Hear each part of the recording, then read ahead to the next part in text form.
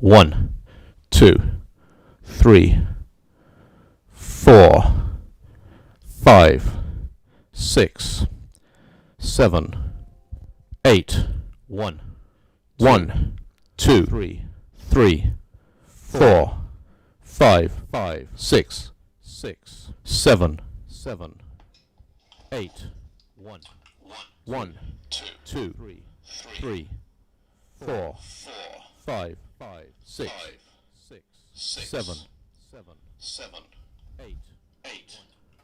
1, 2, 3, 4, 5, 6, 7, 8. 1, 2, 3, 4, 5, 6, 7, 8. 1, 2, 3, 4, 5, 6, 7, 8.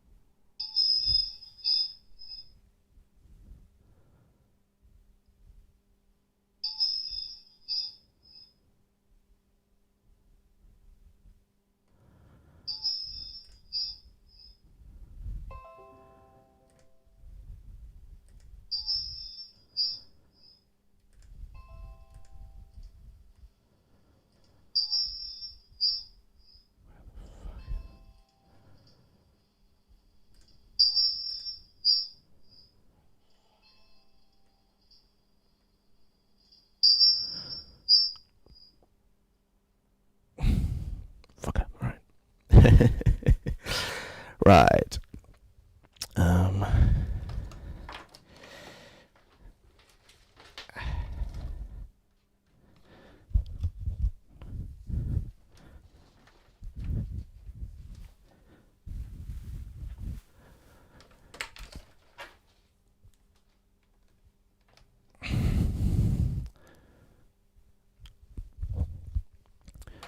All right.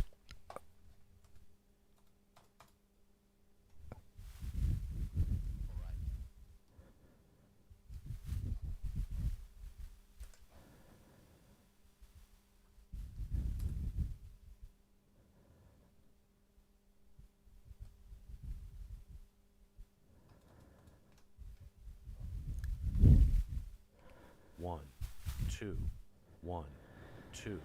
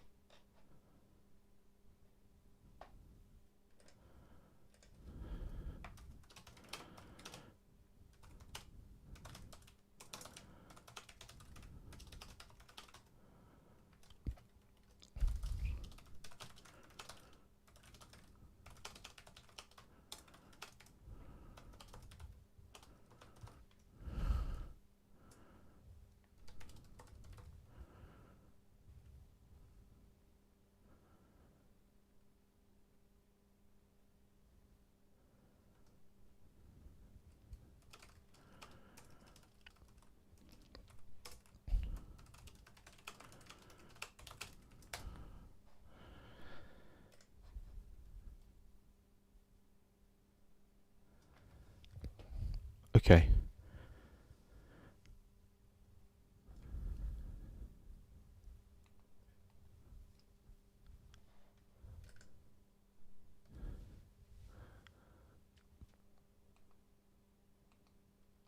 One, two, one, two.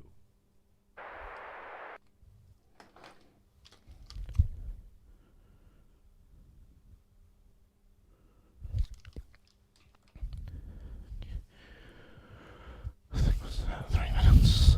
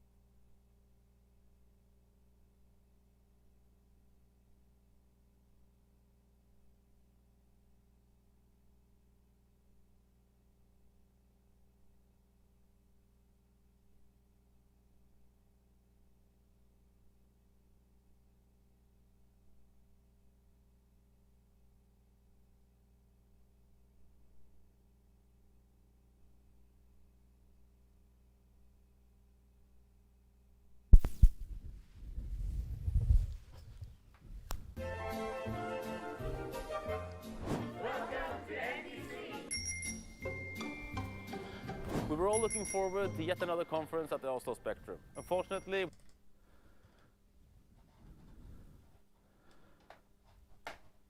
with the current COVID-19 situation, it's not safe to do so. Even though we can't meet in person for this year's conference, we look forward to engaging online. When life throws a curveball at you, it's how you react that matters. Canceling the conference was never an option. Not for us and not for you. Thank you so much for attending. If you have any questions, we are available on Slack. We also have a WebEx meeting where you can meet us in person at the info booth channel. To all of our speakers that are presenting to you from their homes, we know you were looking forward to the shrimp cruise. We'll have to save that for next year. Thank you so much for speaking. To all our fantastic partners, thanks for sticking with us through this. You rock. These are awesome companies. Special thanks to our exhibitors. You'll find them at our virtual expo. Make sure you visit them. There are some amazing prizes to be won. We'll do live prize draws during every lunch break. Thanks to the Agenda Committee for putting together a fantastic agenda. You did a great job. So wherever you are in the world, we hope you enjoyed the show. Anything you want to add to this, Dylan?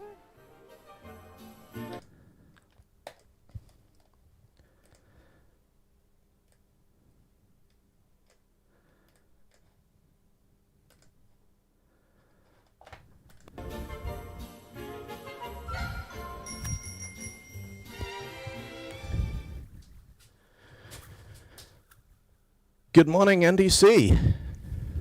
I believe we are live on YouTube. How is everybody? So, first of all, welcome, all of you. Welcome. That's kind of an interesting word, you know, because welcome and, you know, it's contemporaries, welcome, velkommen, and Romance languages, bienvenue, bienvenida, they all mean the same thing. They mean a sense, an expression of joy that somebody has arrived. And nobody has arrived. You're all at home. I'm at home. I'm streaming this to you live right now. We should be here. This is where we are all going to be meeting up this summer for, you know, NDC Oslo, one of the biggest and best developer conferences that happens anywhere in the world. But of course, that's not happened. But it's okay. We have adapted. Everybody has adapted. All of our speakers have turned their homes into broadcast and recording studios and are going to be sending this out live to you from wherever they are. You're joining us from all over the world. We've adapted parties into live streams. We've turned our workshops into webinars. And without realizing it, we've adapted our own language to suit these strange and welcoming times. And when I say welcome, you don't need to arrive anywhere for me to mean that. It's an expression of joy that we are together and we are able to be part of this. And we are living through some astonishing times. This is a quote from Satya Nadella a few months ago. He said, "We've seen 2 years' worth of digital transformation in 2 months, from remote teamwork and learning to sales and customer service, critical cloud infrastructure and security. We are working alongside customers every day to help them adapt and stay open for business in a world of remote everything." Think about that. A world of remote everything, because our world has changed dramatically in the past few months. And, you know, we've all changed with it. There are companies that said that remote working was not a possibility. It was never something we were going to be able to do. Suddenly they're like, well, you can do remote working or you can close the doors and go out of business. And they figured out how to do things remotely, how to do remote meetings, how to do remote collaboration. And, you know, when people talk about remote working, some of us have been talking about that for years, this is not what they had in mind, you know? We are not expected. Remote working doesn't mean trying to do your job and teach your kids at the same time. Remote workers can go and meet their friends after work and, you know, have a drink. Remote workers can go outside, they can jump on a plane, go and see family, work from somewhere else for a couple of days. This is not remote working, but somehow all of you, all of us, have made it work anyway. So first of all this morning, everybody out there, give yourselves a massive round of applause for being flexible and adaptable and coping with this astonishing situation that the world has thrown at us. Come on, I said a big round of applause. Now, it's a testament to human ingenuity and adaptability that, you know, all of this stuff has worked, but you've got to admit that the technology has helped. That broadband you had put in your house so that you could watch Breaking Bad on Netflix, actually turns out that's pretty good for running video meetings. That shiny, shiny laptop you bought, well, turns out it's got a pretty good built-in camera you can use for doing remote stuff. And the crazy-colored World of Warcraft gaming headphones, well, that's your stage microphone now. That's your conference call system now. All of this technology, you know, it's an amazing testament that all of us have managed to do this, in a lot of cases with kit we already had, stuff we just had in the house, which is great because Amazon sold out of webcams like in March and they're not getting any more back until August. But I want to take a moment and contrast, you know, now we think that NDC Oslo last year was normal and the one that's happening now is weird. But communication and technology and conferences are constantly evolving. You know, let's talk about a normal conference. NDC last year, lots of digital projectors, lots of HDMI, lots of free Wi-Fi.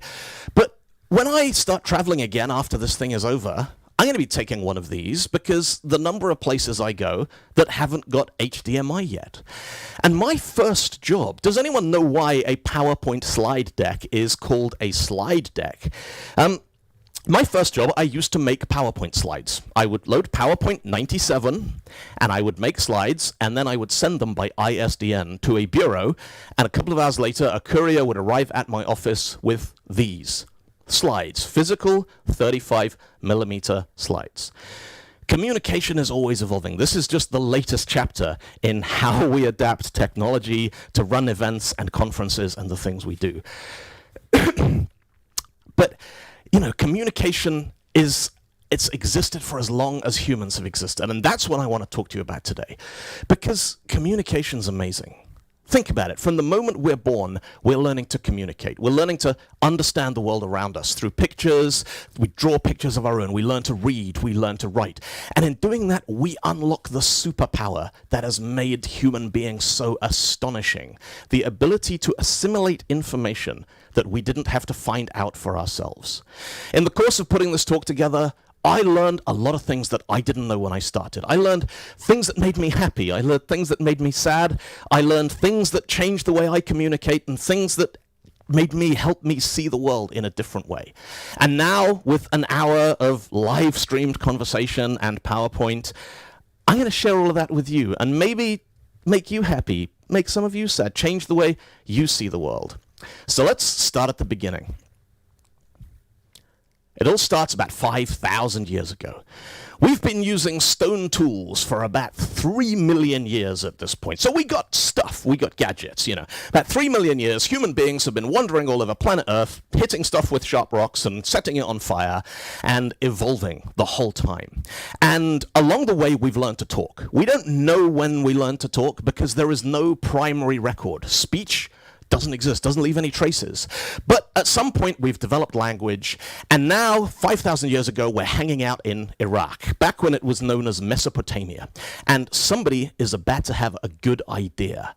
They're thinking, you know, this speech and this language is all very good, but what if I could make some marks on a bit of clay, and then next time I need to know how many goats my friend Enki has got, I don't need to go and ask him. I can just look at the tablet. Now, yes, they almost certainly wrote on other things. We always have this idea about clay tablets. There was probably vellum and papyrus and any number of other things. But the invention of writing goes back, like I said, about 5,000 years, ancient Mesopotamia. And the earliest writing systems were pictographic. If you wanted to send somebody a letter saying 3 cows, you would draw cow, cow, cow, and send it to them. Send them the clay tablet. Or maybe you draw a picture of a cow and 3 stripes, 1, 2, 3, to denote 3 of them. And then, you know, Enki would get your clay tablet and look at it and be like, 3 cows? What 3 cows? Has Nishab lost 3 cows? Nishab looking for 3 cows? Is he selling 3 cows? Because in anthropological terms, there is a lot going on right about now. For the first time in history, humans are settling down. We're growing crops instead of being nomadic hunter-gatherers. We're starting to develop concepts like ownership and debt and tax. And we haven't invented money yet, but we've invented writing, and we are already starting to grapple with a problem that some of you are still grappling with today. How do you take an abstract idea and a concept and communicate it visually? Let's play quiz time. So, I'm going to show you a bunch of slides, and the answer to every slide is the name of a country. We're going to play a couple of rounds, see how you all do. So round one, start you off with something nice and easy. What country do you think that is? Yes. Well done, Spain. You're clearly on fire this morning. How about this one? What country? United States of America? Correct. Well done. How about this one here?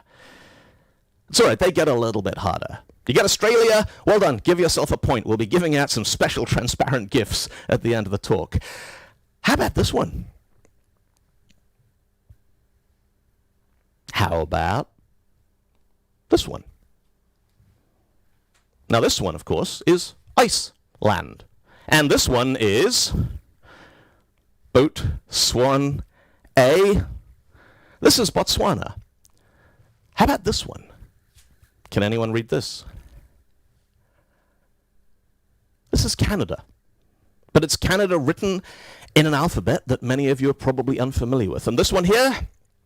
Yes, that's right. This is the flag of South Africa. Now, that little quiz there, I've showed you a bunch of different ways of communicating. And the first one that we're going to talk about is something called phonographic communication. Now, this, and this, and this, and this, they say the same thing. In phonographic communication, the marks on the paper or on the screen, they stand for sounds. And all of these sounds here, the top one here is Japanese, the next one down is Korean, Hangul, Cyrillic, Russian, and English. All of them say Canada. And to know what that means, we have to be able to, one, read the marks on the paper, but two, we need to understand what those noises mean. The word Canada has to have meaning for us. If I ask you to read this word here, now, most people, I suspect, if you can read the English, the Western Latin alphabet, you'll look at this and you'll go, Verta Hippo, Virta Hippo, and you'd be correct. That's the sound that this word makes. But unless you speak Finnish, you don't know that a vetahippo is one of these. It's a hippopotamus. Finnish is a phonetic language. Almost all of the letters in written Finnish and Czech and Russian, they always sound the same. A v in Finnish is always v. Now, in English, things are a little different. Let's talk about, well, let's talk about this. This here. This is Greg, the giggly goose. And Greg thinks that GIF files are called GIF files because G, that shape there, means G, hard G. This is Georgia, the ginger giraffe. And Georgia, who loves geology, thinks that GIF files are called GIF files with a soft G. And this chap here, this is Lee, the Gnostic Nu. And Lee thinks that the letter G shouldn't be pronounced at all, and that these are called IF files. Now, English pronunciation is complicated. In Finnish, this is always ja. It is never any other sound. In Spanish, this is always ja, as in jalapeno. In English, this could be a J, as in juice, or it could be a y, as in Jägermeister, or it could be a h, as in jalapeno. Now, anybody who grew up speaking a sensible language like Czech or Russian or Finnish, and who started learning English later in life, there's been moments where you've looked at something and you've gone, nah, this is a joke. Someone is having fun here. Because English spelling has very low, something called phonemic orthography. How consistent, how regular is the spelling of that language? I take it you already know of tough and bow and cough and dough. Others stumble, but not you, on hiccup, thorough, slough and through. Well done, and now you wish perhaps to learn of less familiar traps. Beware of herd, a dreadful word, that looks like beard and sounds like bird. And dead is said like bed, not bead, for goodness sake don't call it deed. Watch out for meat and great and threat. They rhyme with sweet and straight and debt. And so on, and so on. And there are entire poems dedicated to the irregularity of English spelling. Now, one of the lovely things about being able to travel the world, whether physically or digitally, and, hang out and talk to all of you, is everywhere I go, almost everywhere I go, people speak English, which is brilliant for me because that's the language I speak, and it's the language of the international technology community. And I always try and make a bit of effort. I try and learn a couple of words. And so when I go to somewhere like Norway, this is what normally happens, is I see a word that's written down, and it looks almost familiar apart from these funny little extra bits that I don't know how to read because no one ever taught me. And so I panic for a little bit and I go, all right, well, I'll ignore the bits I don't understand and I'll ask if anyone has a half-owner. And everybody roars with laughter and I get in a round of drinks and everyone responds in perfect English and it's absolutely, normally, absolutely fine after that. But I want to introduce you to a friend of mine. This is Magnus Martinsson. No, hang on. Sorry, let me correct that. This is Magnus Mortensson. And Magnus is from Sweden. Magnus was speaking at NDC a couple of years ago.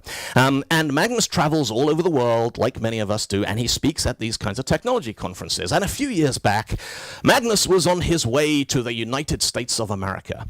Now, Magnus has a Swedish passport.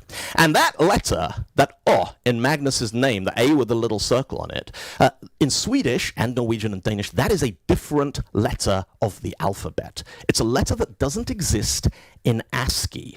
So when somebody has to put Magnus into their mainframe computer system that was probably designed by people who speak English, they got to decide what to do with that little A with a circle sound. Now, the Swedish authorities who issue Magnus' passport, they say that you should replace that with AA, so that it comes out as Magnus Mortensson.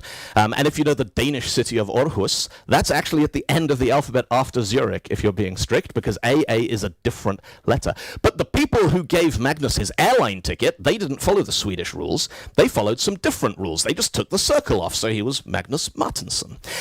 And, of course, what do you think happens if you try and enter the United States with a passport that doesn't match the name that is on your boarding ticket? There were a lot of very uncomfortable questions. Eventually, they let Magnus in. But, you know, Magnus is a well-dressed, articulate, charming white guy traveling to a business conference. How different do you think that situation could have come out? Now, one of the fascinating things about studying languages and alphabets and stuff is the realization that the language you grew up with, the one that you assume is, you know, that one's right and it's all the others that are difficult, that has just as many drawbacks and flaws and quirks as any of the others. There is this expression in English, the usual. You walk into a bar and the bartender says, "Hey, what'll it be, John?" And you say, "The usual, please." And I've noticed over the last couple of years, people here in London have started shortening that to the huge. Now, how do you spell huge? What'll it be, John? The use? No, that's already something else. The huge, the huge, I'll just have a pint of lager, please. It's because we're using the wrong alphabet. If John was Russian, he could walk into a bar, "Что ты будешь пить? What do you want to drink?" And John could say, now, this is the Cyrillic letter U. It is always pronounced U. And this is the Cyrillic letter J that is always pronounced J. So, huge is unambiguous. Now, you can't order the usual in Russian because Russian doesn't have the and it doesn't have a definitive article. So maybe what we really need to do is to combine the alphabets until we get one that covers all the different bases. The huge, please. Now, let's backtrack a little bit. In our country quiz, you remember this and you remember this. These are pictographic languages. The Statue of Liberty and the outline of Australia, these symbols look like something in reality. They have meaning for us because we recognize them from things you can actually see. Whereas this, the flag of South Africa, this is what's called ideographic language. This doesn't look like anything. We've all just learned what this means. It's something we have been taught. We have a visual association between this symbol and the concept of the nation of post-apartheid South Africa, because obviously the flag has changed. Now, here's another symbol, a piece of visual communication that all of us have been using a lot over the last couple of months. What does this mean? Yeah, that's right. This means chat. This is one of the most widespread ideograms in all of human culture. Almost every culture in the world has this symbol to mean people are talking. Now, you know, this isn't real. No human being in history has ever had a conversation by making a white oval full of written words appear above their head. But we all know what it means. And if you're in a video call or you're in an app on your phone and you want to open a chat, you look for the bubble with the arrow. And designers know we're going to look for it. And so the chat bubble sign gets more and more stylized and abstract. Many of you are probably looking at one of these chat icons on your screen somewhere right now. But as long as we can find it, that's probably okay. And so I mentioned there are 4 different kinds of communication. This is pictographic communication. It's a picture that we recognize from real life. This is phonographic communication.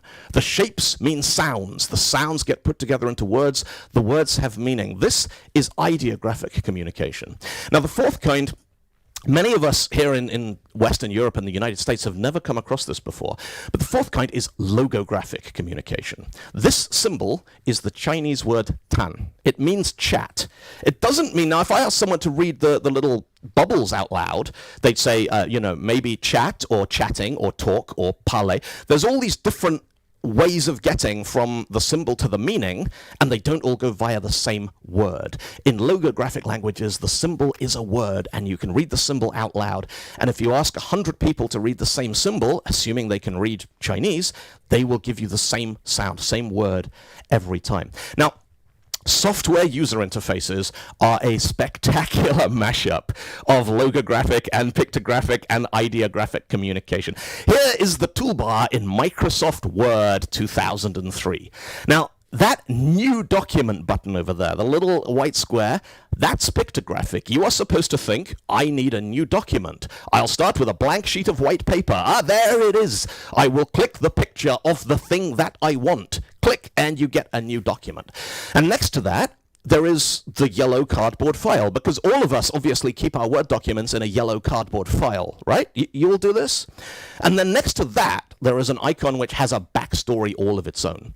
Now, when Microsoft Word first introduced the GUI, people had blue floppy disks. So this was pictographic. To save your document, you'd get a blue floppy disk out of a drawer in your desk, and then you'd look at the screen and go, is there a button that looks like one of the, and you'd click it and save file. That's what we do.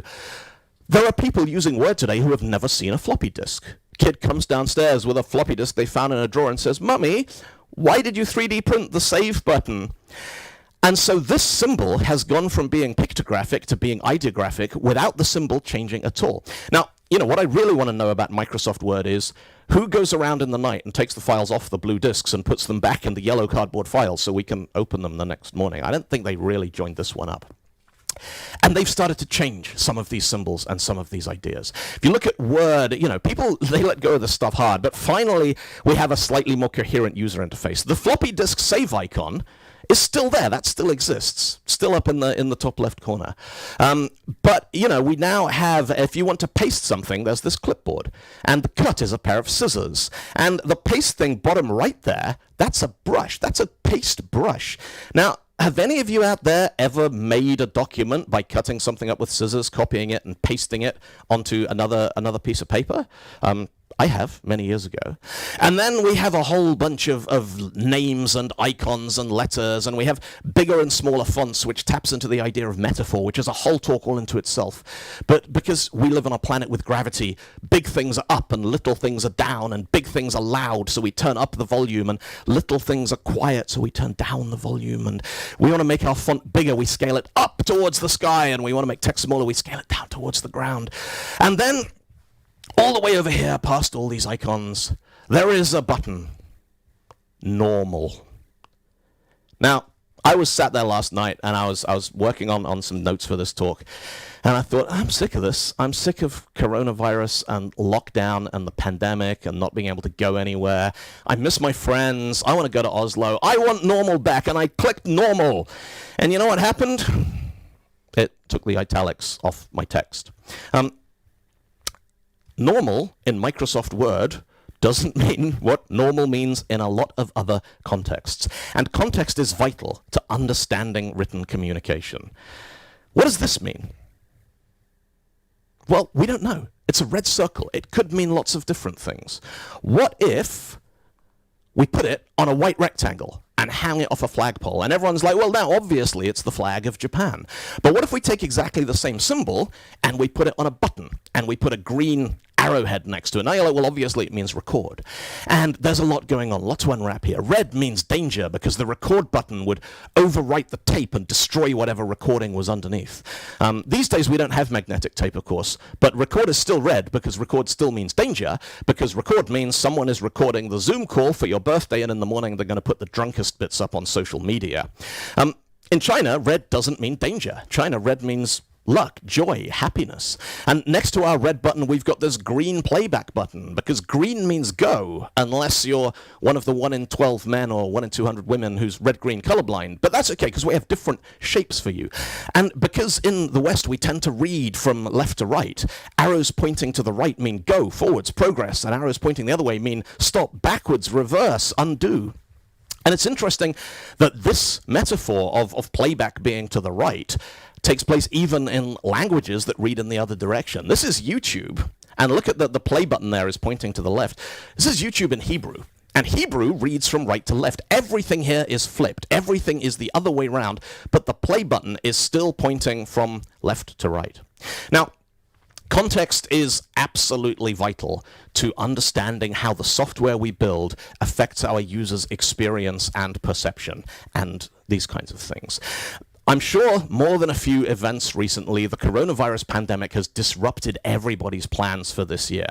And lots of things are getting cancelled. Events, conferences, concerts are being cancelled. And I'm sure a couple of dozen times a day, some of you look at a dialog box like this, which has a button on it marked cancel. And we click cancel without a second thought, because we speak Microsoft Windows, where cancel means take me out of this dialog and please do not change anything. A few years ago, I was working on a payment system with a big online payment provider, and I was going through looking at some authorization transactions in their dashboard. And, you know, this is where a customer has gone through and given us permission to take money from their credit card later so we can do recurring billing and stuff. And I click on the wrong record, and I get this thing pop up, and it's a dialog box, and I click on cancel, and I get a thing saying, are you sure you want to cancel? Because this was written by people who are thinking like bankers. And in banking, if you're looking at a credit card authorization and you click cancel, it means cancel the authorization. It doesn't mean cancel the dialog box. Now, this kind of stuff, these colliding contexts, if it happens in meetings and stuff, it's a pain in the ass. You build a system for modeling a school, and you've got a class for students and a class for teachers and a class for classes, and then someone says, can you make a new class? And you say, you mean a class or a class? And we have online shops where we put orders in a database, and then you have to select star from order by order. And, you know, if it happens in meetings, big deal. If it escapes into software, it can give your users a really bad day. But if you establish your context strongly enough, you can throw in expressions which would be completely nonsensical anywhere else, and the context is so strong they make perfect sense. Have any of you ever worked late at the office and your partner said, are you going to be home tonight? And you're like, nah, I got to stay late and squash some bugs. And, you know, if you didn't know about software, what would you think that person was doing in the office by themselves late at night? And my favorite example of this ever is if you get the context embedded deeply enough, you can throw in things like this. Microsoft Excel, a serious business application used by millions of people all over the world, actually has a setting in it called Pi Explosion. And you can turn it up to 100 and have 100% exploding pies, and nobody thinks this is funny. This will never be not funny. Now, all of these different writing systems, ideographic, video, logographic, phonographic, they all give us a way of preserving a message, because writing is really a way of sending messages through time. It's a way of taking a message from the past and streaming it to the future. We can't send messages back in time yet. We're still figuring that part out.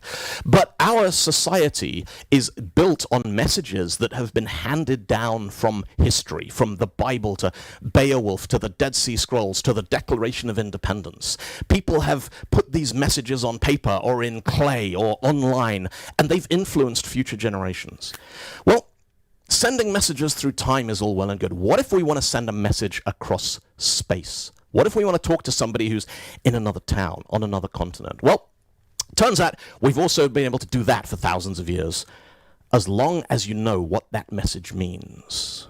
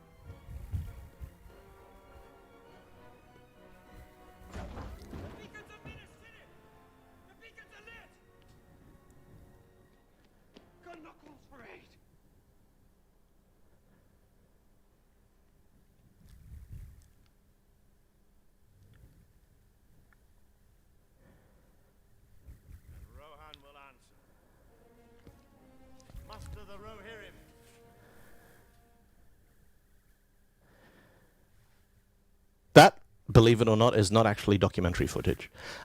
But human beings have used this idea, using fire and light to send signals for countless centuries. It's been used throughout history, and it works because we agree what the light means. If you're out at sea at night and you see a bright light, it means stay away. There are dangerous rocks here.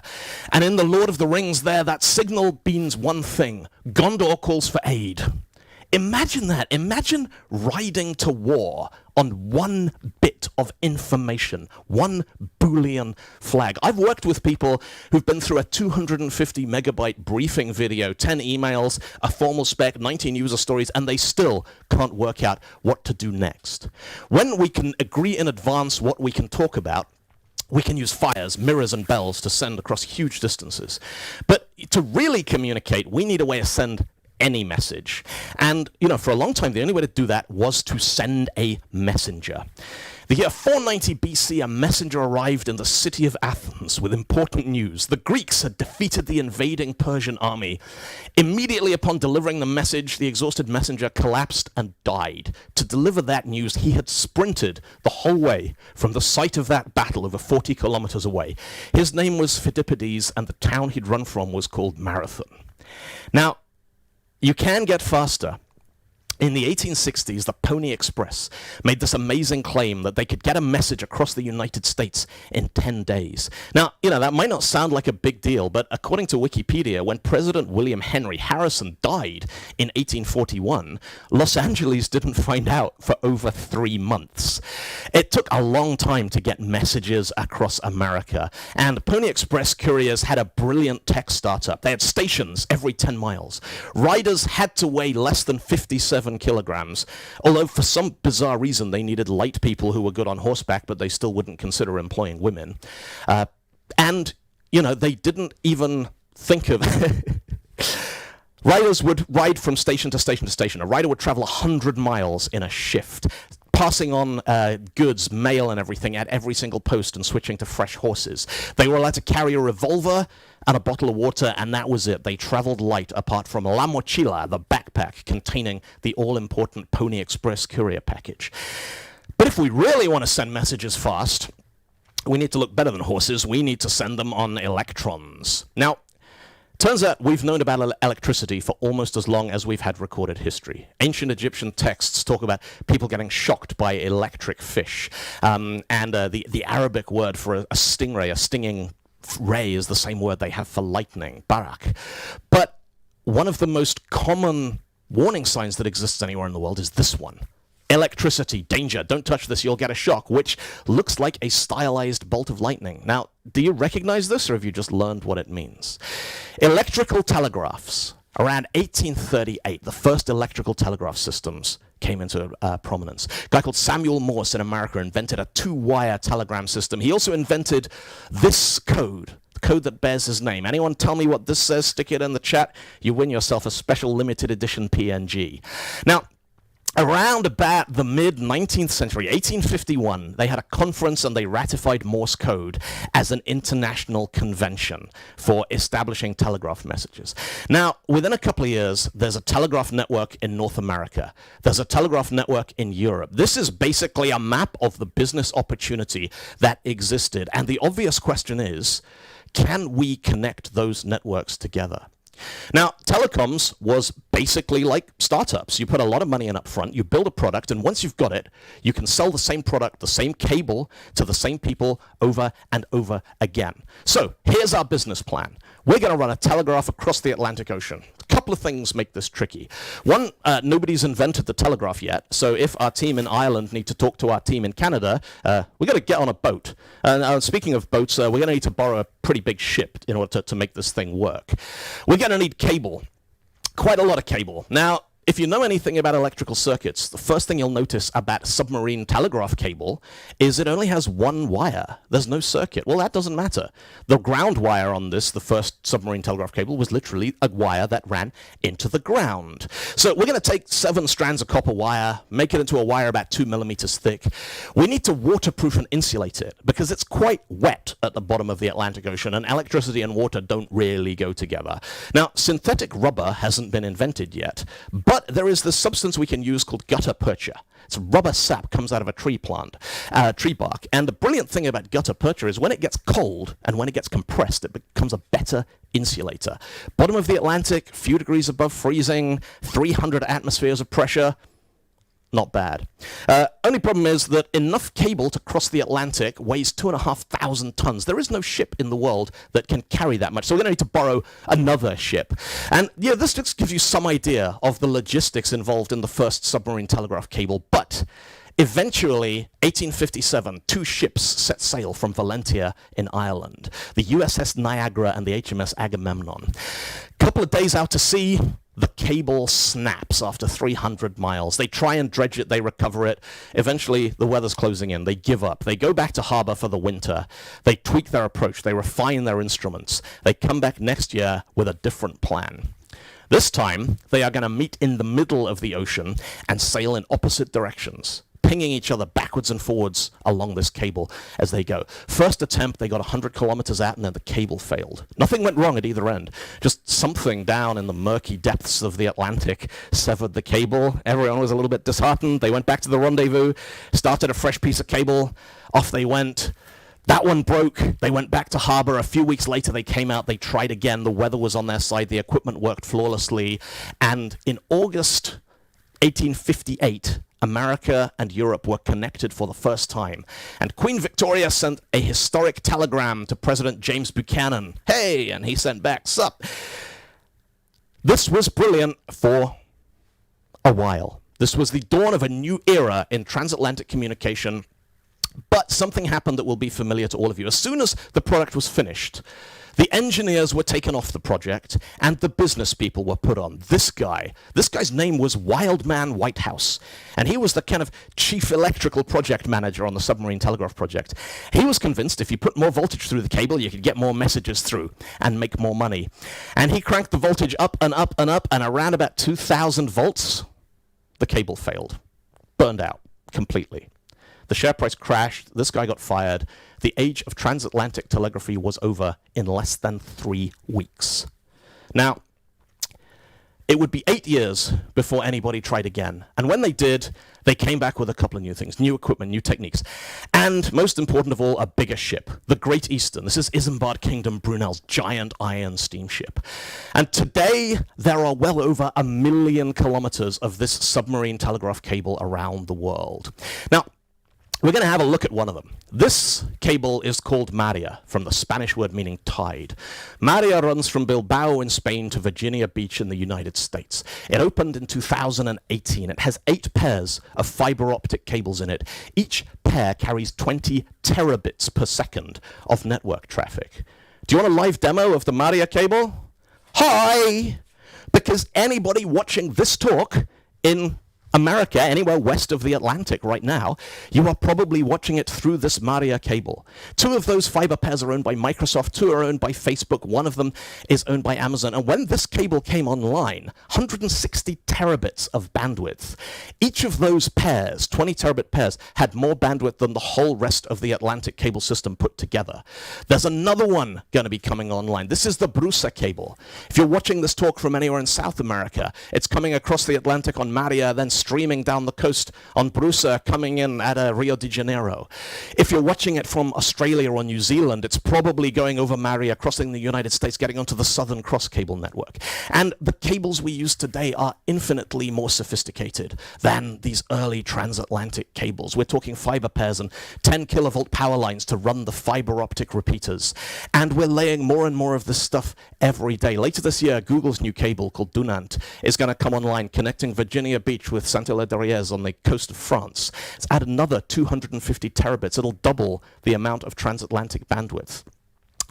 And, you know, the technology has advanced a bit since the 1860s. These cables aren't invincible. They get knocked out by undersea earthquakes, torn up by shipping anchors, on one occasion at least bitten through by a shark.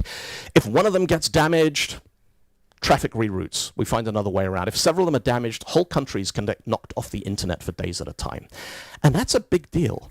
Because the internet, you know, this global publishing platform we've created, we figured out that with enough bandwidth, we can do just about anything. We can have remote collaborations and meetings. We can build software and distributed systems that span continents. We can hold virtual online conferences and live stream performances and watch Netflix and Disney Plus and high-definition films. And perhaps more important than all of this, we can show people our world. We can share our experience and show them what it's like to be us. Because we all have cameras in our pockets. We all have 4G data now. And we have this global publishing network that supports high-definition video.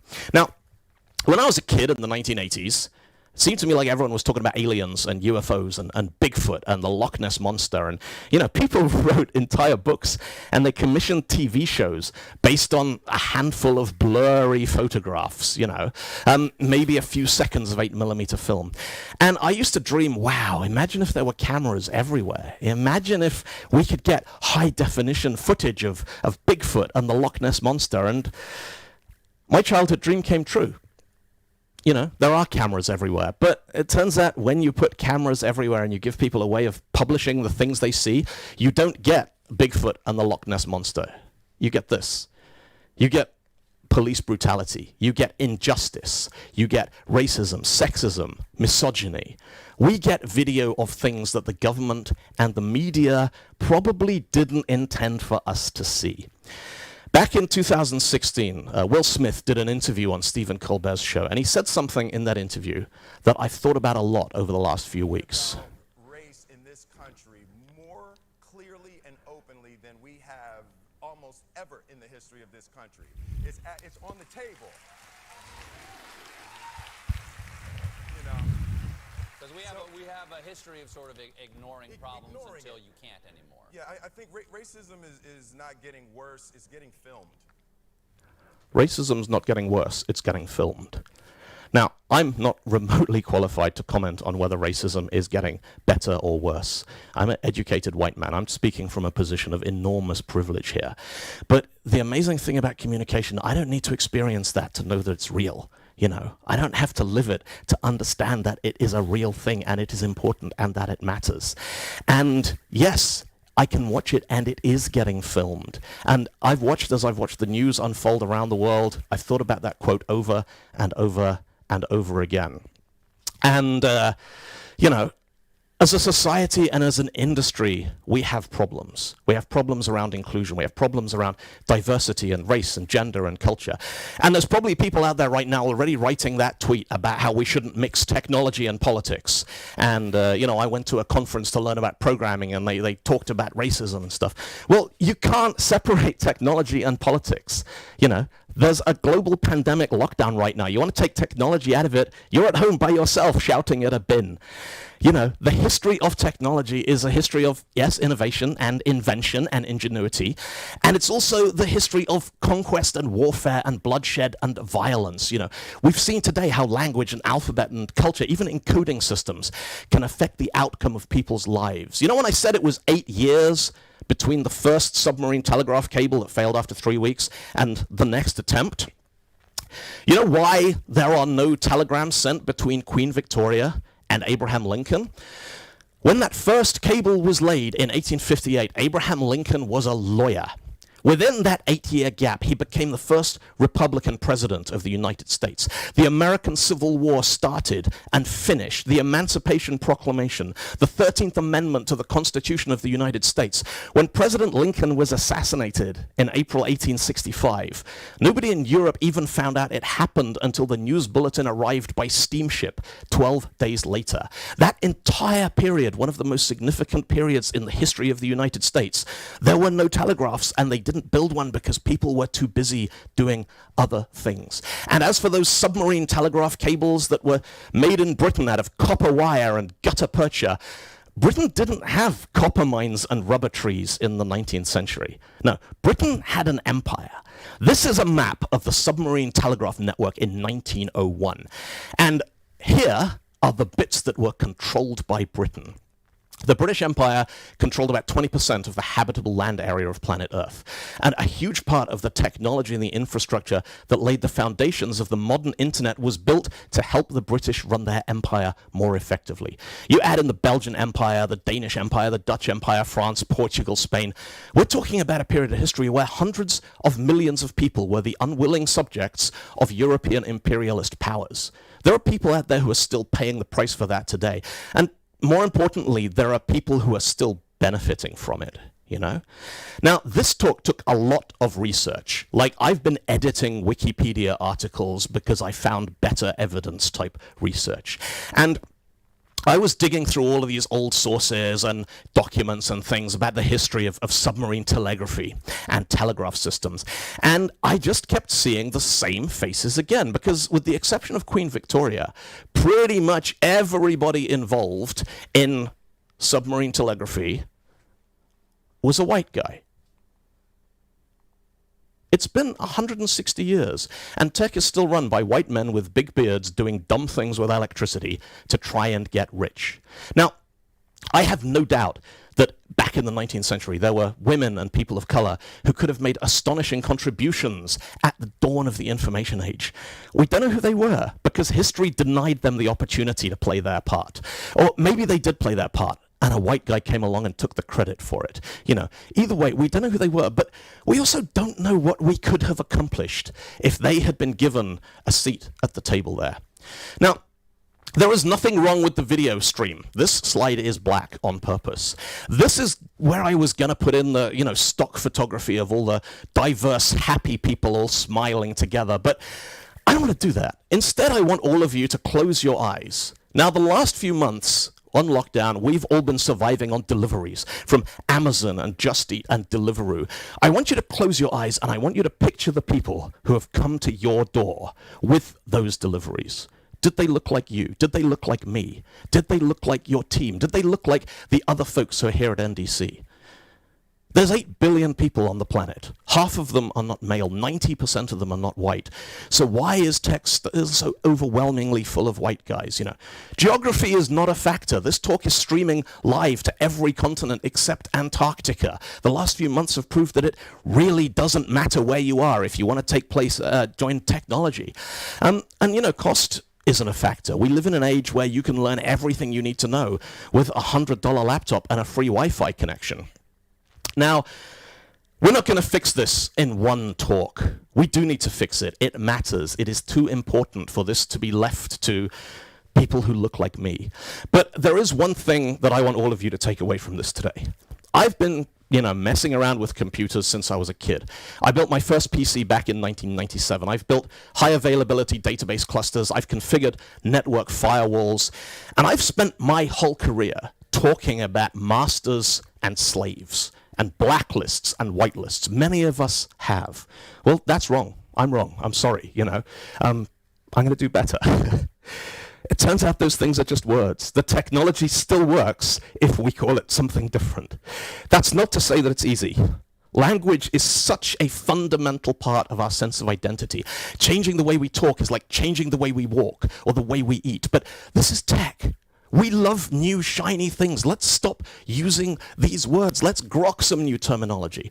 Primary and secondary database clusters. Brilliant. They still work. Next time you're configuring a firewall, let's talk about the allowed list and the blocked list, or the good list and the bad list. You know, we don't need to resort to this language which makes other people feel unwelcome at the table when we're making these important tech decisions. And these decisions are important, more important now than ever. We need more perspective, we need more ideas, because our industry is doing some dangerous things. We have monetized attention. We live in an age where the longer you can keep somebody on your website, looking at your articles, viewing your content, the more revenue you get from your advertisers.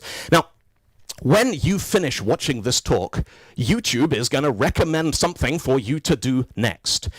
And I guarantee guarantee it is not going to recommend that you shut the computer down and go outside. It's not going to tell you to read a book. It is not going to tell you to take a break. It is going to tell you to watch another video. And after that, it's going to tell you to watch another video. The perfect YouTube user is somebody who sits down one day, opens a video, and they never leave the house ever again. Because we are using machine learning algorithms to recommend content. And we are training those algorithms that retention is good. If the user closes the window and goes for a walk, bad algorithm, no biscuit, you know. You have to realize the metric these algorithms are optimizing for is somebody who consumes content constantly 24/7. And the best way to punch through the noise and hook somebody's attention is to tap right into what's called the lizard brain, the bit of our brains that controls fear. The bit of our brains that's wired straight into our central nervous system. The bit of the brain that is already panicking by the time you notice that the thing on the counter is not a spider, it's just a tomato stem. And this is what we are optimizing for. We are building machine learning algorithms running on an intercontinental computer network that are scaring the hell out of all of us to try and make money, you know? I think it's well past time that we tried something new. When we started working out how to convert NDC into an online event, one of the things that we agreed right from the beginning was people needed to be able to talk to each other. This event is not about consuming content, no matter how valuable or informative the content might be. We needed to do more than just take a bunch of videos and put them behind a paywall, you know. NDC has always been about conversations. It's about something we call the hallway track. It's about what happens when people talk to each other.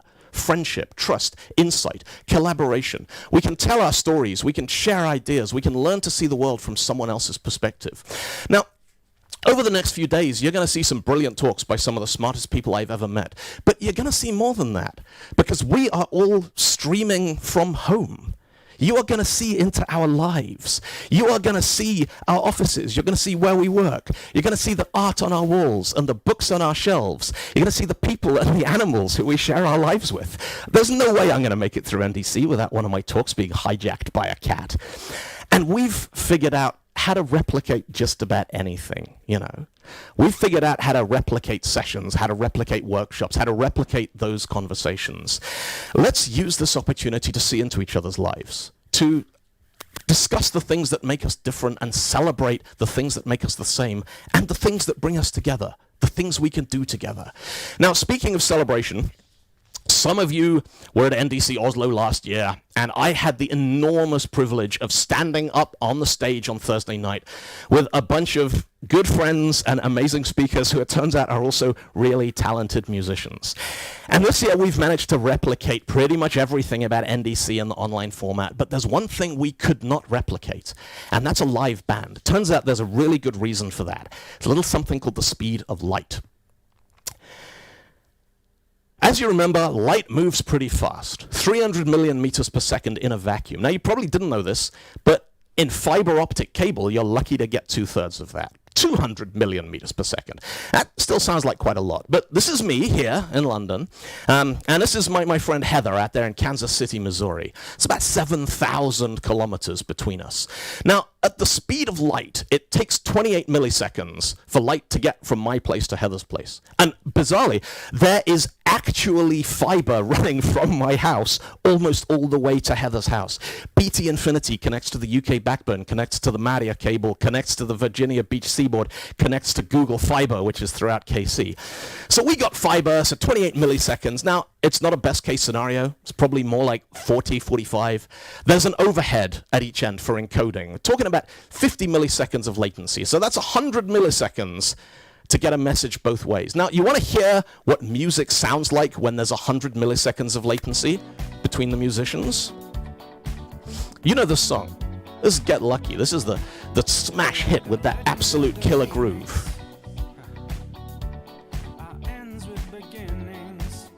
Now let's bring in the latency. There you go.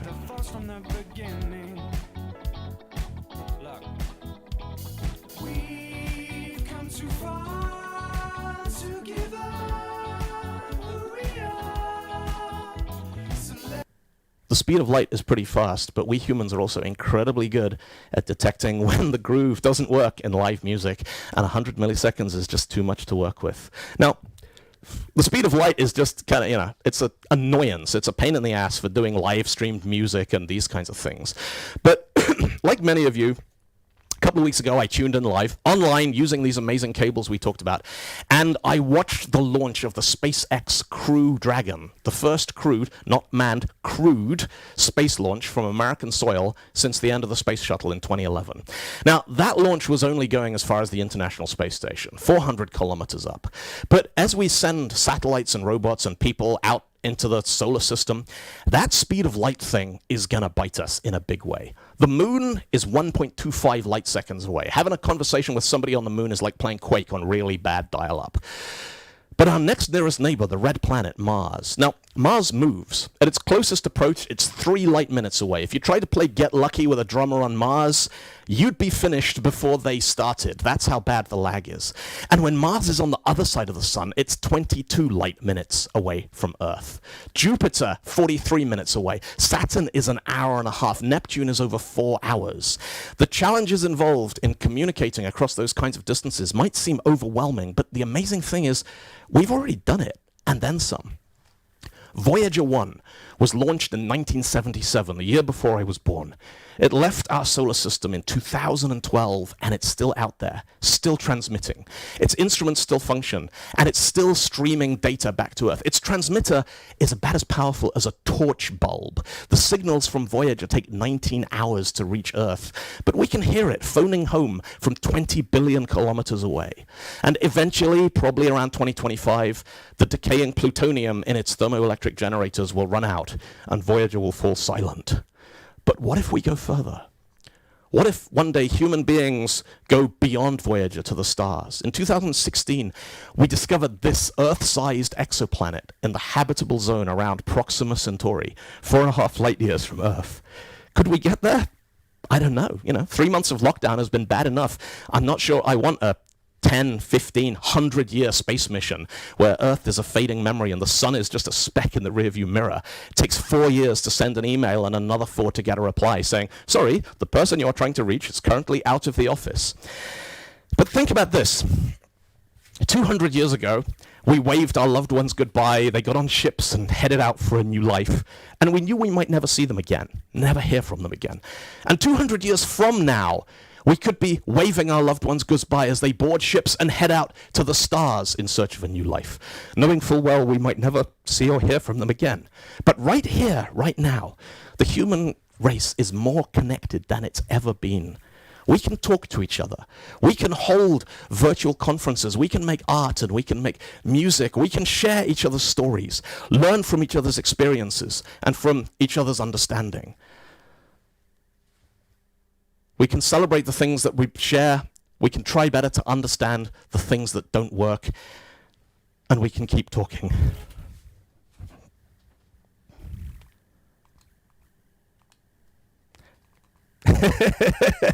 And cue the music. There we go. For millions of years, mankind lived just like the animals. Then something happened, which unleashed the power of our imagination. We learned to talk. We learned to listen. Speech has allowed the communication of ideas, enabling human beings to work together. To build the impossible.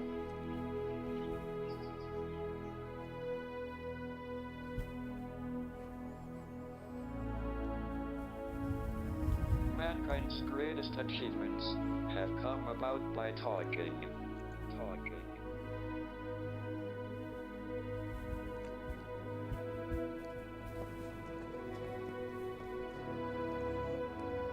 And its greatest failures by not talking. It doesn't have to be like this. Our greatest hopes could become reality in the future. With the technology at our disposal, the possibilities are unbounded. All we need to do is make sure we keep talking.